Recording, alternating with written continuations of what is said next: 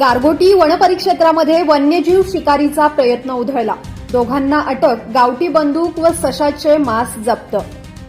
गारगोटी वनपरिक्षेत्रातील नितवडे जंगल परिसरात वन्य प्राण्यांची शिकार करून पळून जाणाऱ्या दोघा संशयित आरोपींना वनविभागाच्या पथकाने पाठलाग करून जेरबंद केले.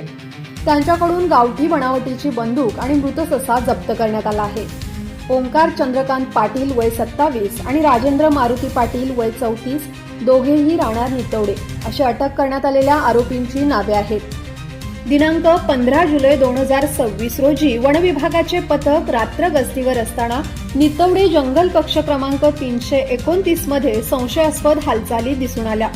काही व्यक्ती गाडीवरून गावठी बंदूक व पिशवी घेऊन जात असताना वन अधिकाऱ्यांना पाहून त्यांनी पळ काढण्याचा प्रयत्न केला.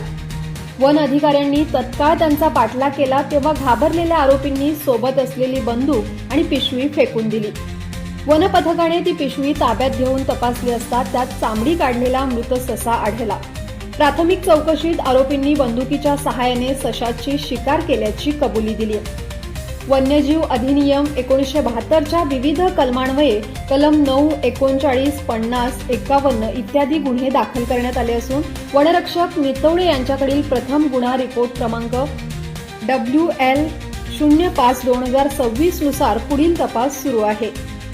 ही यशस्वी कारवाई कोल्हापूर वनविभागाचे उपवनसंरक्षक धैर्यशील पाटील आणि सहाय्यक वनसंरक्षक वीर काळे यांच्या मार्गदर्शनाखाली पार पडली. यामध्ये वनपरिक्षेत्र अधिकारी अविनाश तायनाक, राजेश चौगुले, वनपाल बळवंत शिंदे, मधुकर काशीत, वनरक्षक संजय चौगुले, नितीन शिंदे, संतोष गोजारे, निकिता चाळक, सदाशिव तांबेकर, उत्तम कुमार कांबळे, सारिका बेडगे, दत्तात्रय होनमाणे, गणेश कदम, बाबूराव आढळ आणि वनसेवक तसेच RRT सदस्यांच्या पथकाने मोलाची कामगिरी बजावली आहे. आवाज कोल्हापूरसाठी सायली मराठे.